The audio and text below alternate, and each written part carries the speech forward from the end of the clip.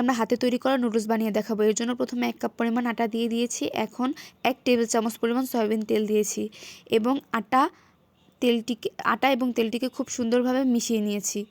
মেশানো হয়ে গেলে স্বাদমতো লবণ দিয়ে দিয়েছি। এখন 1 কাপ পরিমাণ পানি দিয়ে দিব। আমরা এখানে 1 কাপ পরিমাণ আটা দিয়েছিলাম, সেই 1 কাপ ওই সেম কাপে আমরা আবার 1 কাপ পরিমাণ পানি দিয়ে দিব। পানিটা আস্তে আস্তে দিব, 2-3 বারে দিব, একসাথে ঢেলে দেওয়া যাবে না, আস্তে আস্তে করে দিতে হবে।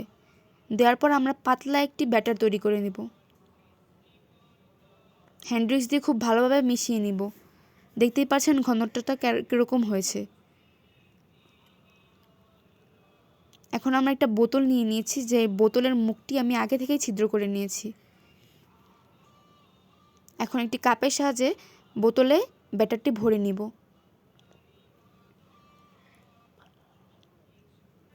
আমার এখানে প্রায় 1 বোতল পরিমাণ ব্যাটার হয়েছে, আপনাদের কম বেশি হতে পারে। এখন আমি ফ্রাই প্যানে তেল ব্রাশ করে নিব একটি টিস্যুর সাহায্যে। এখন হাতটাকে ঘুরিয়ে ঘুরিয়ে খুব সুন্দরভাবে একটি নুডলস তৈরি করে দেখাবো।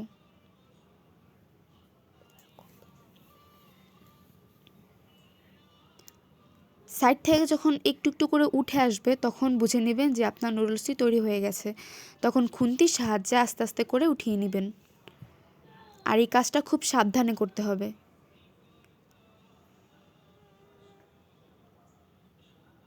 ওই যে দেখতে পাচ্ছেন সাইড থেকে হালকা হালকা উঠে এসেছে। এখন আমি নুডলসটাকে উঠিয়ে নিব। এভাবে করে প্রায় 1 বাটি নুডলস আমি তৈরি করে নিয়েছি। এখন আমার ফ্রাই প্যানে পরিমাণ মতো তেল দিয়ে দিব।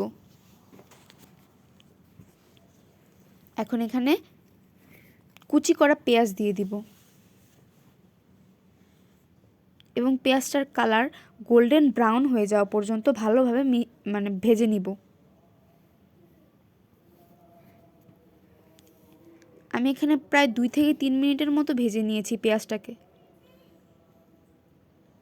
এখন আমি এখানে একটি ডিম ভেঙে নিব।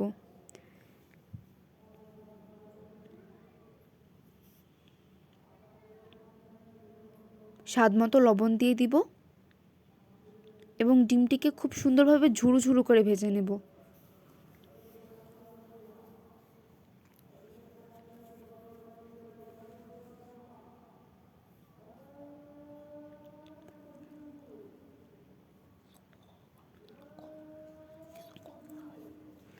এখন আমরা পেঁয়াজটির সাথে ডিমটিকে সুন্দরভাবে মিশিয়ে নিব।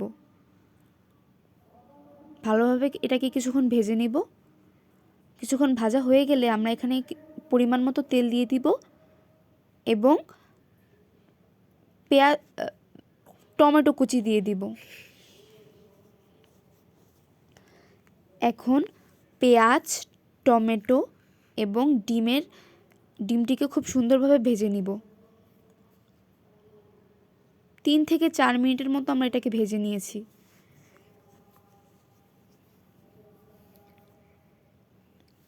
টমেটোকে খুব ভালোভাবে এখন সিদ্ধ করে নিতে হবে। আমরা এখানে আলাদাভাবে কোনো পানি ইউজ করব না, আর অন্য কোনো মশলা ইউজ করব না। ম্যাগি মশলা দিয়ে দিয়েছি একটা।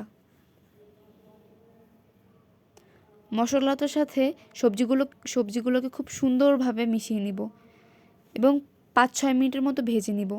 5-6 মিনিট পর এখানে আমাদের হাতে তৈরি করা নুডলসটা ছিল, সেটাকে এটার সাথে ভালোভাবে মিশিয়ে নিব।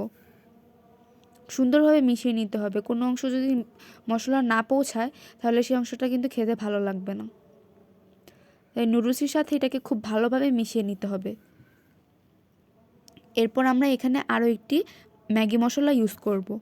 এই নুডলসটিতে আমরা প্রায় 2টো ম্যাগি মশলা ইউজ করেছি। খুব সুন্দরভাবে নেড়েচেড়ে মিশিয়ে নিতে হবে। 3 থেকে 4 মিনিটের মতো খুব সুন্দরভাবে ভেজে নিয়েছি। ভাজা হয়ে গেছে। শেষ পর্যন্ত দেখার জন্য ধন্যবাদ। Thanks for watching.